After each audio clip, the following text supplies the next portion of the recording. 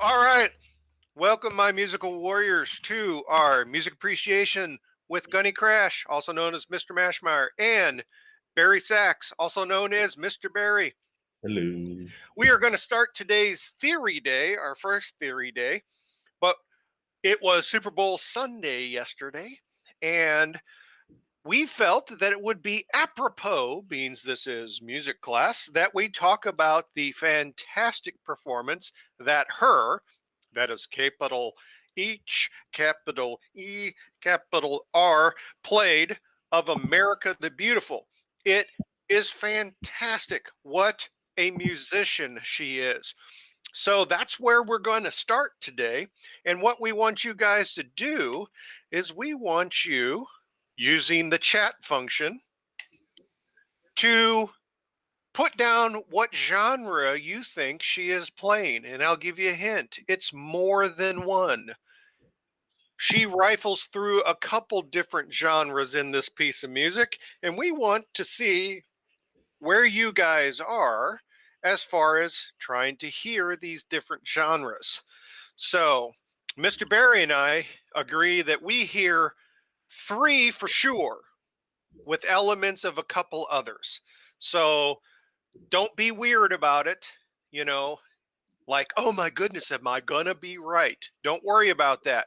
This is just kind of for us to see how you're doing in judging genres just simply by hearing them. You're not being judged on this. This is just a survey. So here we go with H.E.R singing America the Beautiful last night at Super Bowl 55. All right.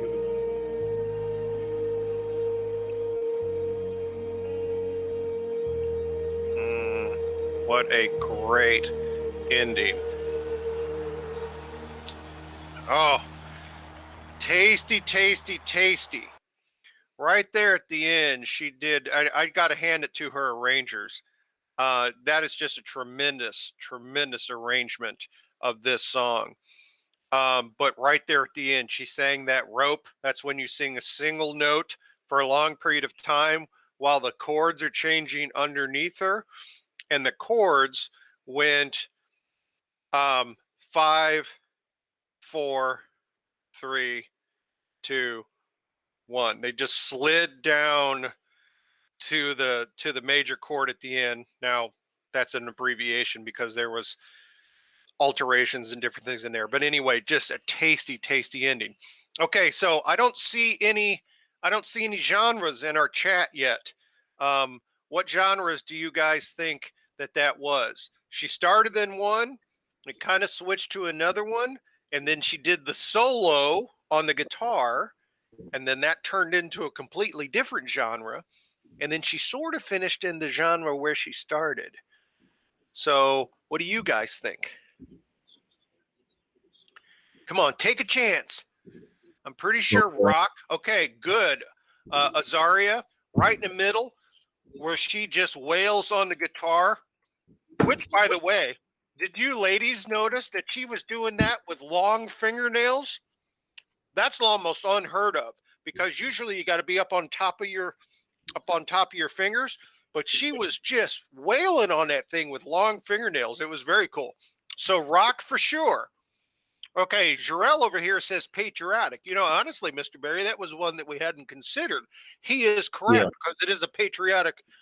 It is a patriotic theme and patriotic songs. That is considered a genre. You know, like America the Beautiful, God Bless America. You know, the national anthem. Those are all considered patriotic music. Very cool, Jarrell. I hadn't even thought of that. Way to go, man. Student teaches the teacher. Good stuff. What else? Where do you think she started? What genre, guys? Do you What think genre? When she was just doing the arpeggios, boom, boom, boom, beam, boom, boom, on the guitar, just a little background. It was her singing style that really made this genre come out. What do you think? Take a stab. Good, Eddie. Eddie says soul. There was most definitely some soul in that. So when we talked about soul, what was some of the other genres that are really, really close to soul. John Legend sings this genre, if you remember. I think I got it. Is it R&B? R&B, okay? Yeah. But I'm not going to say that Eddie was wrong, because soul, there's a soul influence in there. The way she's singing at the end is very, very soulful, okay? What about the section just before it went into rock, when you started to hear violins and some of the other music that you might hear in an orchestra? Okay, Jarrell over here says pop. Yeah, you could classify it as pop. But what do you hear when you hear strings? What genre should you think about? Nailed it, Azaria. Nailed it. Classical. Okay. She didn't do a guitar solo. Humberto, were you not paying attention? Because she did a wailing guitar solo, man. And it was definitely rock, because the bass and the set, zoop, blah, blah, blah, blah, boom, and then she went, and she was actually playing a solo. That was, did you like that? She was playing a solo when you heard me say, man, that was a great key change, because she rifled through the keys on the solo while the key change was happening, and she was changing with the keys. It was awesome. She just proved that she's more than just an R&B artist. She is a tremendous musician. And remember, that's one of the things that Mr. Berry and I try to help you understand, is don't just listen to one genre. Listen for good musicians. And she just proved that she was a shining musician on this evening. Now, even though, Mr. Berry's heard me say this, I'm an OG when it comes to the national anthem. I think it should just be the Department of Defense version, the don't mess with it. That's just my personal opinion. But I thought the country version with the other R&B singer, I can't remember who it was. That was Sullivan, Jasmine Sullivan. Okay, Jasmine Sullivan, very tasty. I felt that they did a good job and they were respectful. And they didn't get too crazy like some of them have in the past, like the Lady Gaga version that they did for the inauguration was beautiful. It was a tip of the hat to Whitney Houston's version of a few years ago. That is probably, for the pop versions of the national anthem, Whitney Houston, head and shoulders above anybody else. Okay. So anyway, we just thought that it would be fun to talk about the music that was on the Super Bowl, being we're the day after Super Bowl and everybody's recuperating from that horrible loss of the Missouri team. So anyway, we are going to rotate, and I'm going to pass the torch over to my compatriot, Mr. Berry, and he is going to present our theory lesson. All right, guys. So actually, I'm going to start it off with a question. All right, we're going to go ahead and share this time. You're going to see exactly what we're talking about as we share our screen with you. While we're doing Move it practically anywhere if you want to. If you want to expand it, make it larger, you can do that as well. Okay. You can rotate it too. Yep. Okay, sorry. Okay, so to the assignment. Now we're focusing on what you guys are going to be working on today. So I'm going to read the instructions. Please follow along. So we're talking about the music staff in regards to this assignment and the other worksheets. So the music staff is made up of 5 lines and 4 spaces. 5 lines and 4 spaces. Can someone turn their microphone on and tell me, how are these lines organized? I mean, the numbers, like how are they organized on the staff? Can someone answer that for me? The one is at, go ahead. At the bottom. Thank you. 5 is at the top. There you go. 1 is at the bottom, 5 is at the top. This is very, very important that you understand this. Whenever we're counting lines or spaces, we always start from the bottom and work our way to the top, okay? So let's read some questions. Number one, it says practice drawing the staff by connecting the hyphens. You see the dots there, guys? Connect the dots. That's all you have to do at number one to create a staff. Once you're done connecting all of the dots, you should see a staff, okay? Thank you, Woohoo! H.E.R. Yes. So number two, it says on this staff, number the lines from low to high. So that was a question that I just asked. The lines and the spaces are numbered from the bottom to the top. So the bottom of the staff. So for the lines, that would be the bottom line being number one, all the way up to the top line or the top of the staff, which will be line number 5. So you're literally going to put the numbers right to the left or to the right of the staff to identify the placement of each line. Okay. Number 3, you're going to do the same thing that you did for number 2, but instead of numbering for lines, we're now going to number the spaces, which is in between lines. Okay. And there are 4 spaces. So you want to make sure that you number from the bottom space to the top space. Okay. And then number 4, it says draw a note on each line. A note. Let's give you some examples of what that would look like. So Mr. Matchmeyer just drew a whole note on line number 1. It looks like a note head or a bubble. Okay. Now he's drawing a half note, which looks like a whole note, but has a stem going up the side. And the third one, that is a quarter note. It looks like a half note, but it's shaded in. Okay.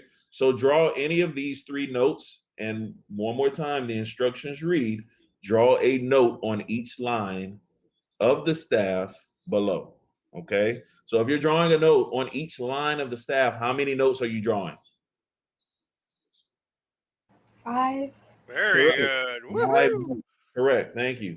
And then number 5, kind of sort of like number 4, but instead of the lines, we're going to draw our notes in the spaces.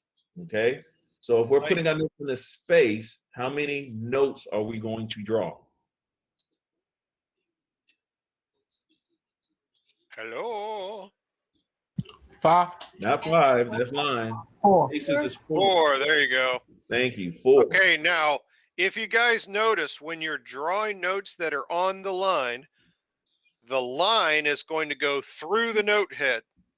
When you're drawing notes in the space, the lines are going to touch the top and the bottom of the note head. Okay. Remember that, okay? All right, so now we're going to look at the top center of the page. You see that 1/2. This is how you get to the next worksheet. So we're going to hit that right arrow to go to the next worksheet. Now, this is similar. The staff is entitled the same. Let's zoom in to 100% so that we all can see. So it says music is written on a staff. The staff consists of 5 lines equally spaced. This is a staff. There's a example of a staff right there, 5 lines, and then spaces in between. The distance between any 2 lines of the staff is called a space. There are 4 spaces in the staff. Lines and spaces are numbered, like we said, from the bottom line or space to the top line or space, just like demonstrated right here in this example. Okay. In numbering the lines and spaces, always begin with the lowest line or space and count up. Okay. So number 1 is similar to number 1 on the other assignment. It says draw a staff using the dots below for guides. Use a pencil or a ruler. Just do the best you can. Try to draw 5 straight lines as best you can. Number 2 through 6, you guys are going to answer these, but you should know the answers of these already. I'll give you a hint. They're all numbers. The answer to number 2 through 6 are all numbers. Let me read the questions for you. Do not answer these. How many lines are there in the music staff? You should know the answer to that. Number 3 reads, how many spaces are there in the music staff? You should know this. The information is at the top of the page. Number 4, the top line in the staff or of the staff is line number what? You should know this. It's at the top of the page. Number 5, the middle line of the staff is number what? Once again, it's at the top of the page. And then number 6, the top space of the staff is space number what?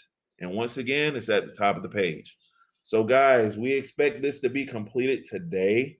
If you have any questions related to this assignment, please turn your microphone on or type it in the chat. We will help you as best we can.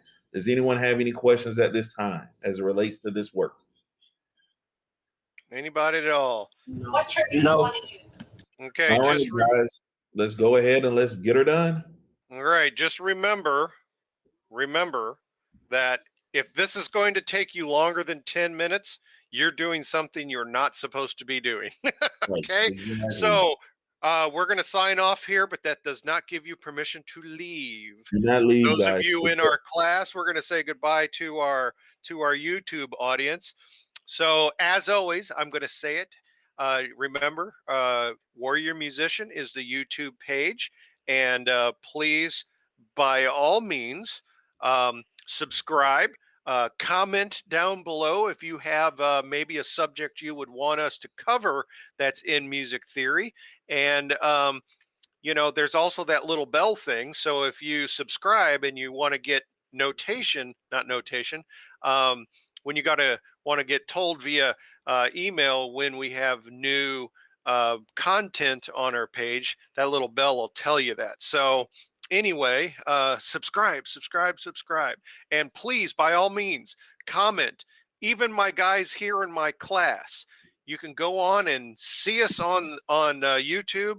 Make a comment. It's always a good thing for us to have comments and talk about those, because that helps us get the word out that we're trying to do a good thing with music appreciation here.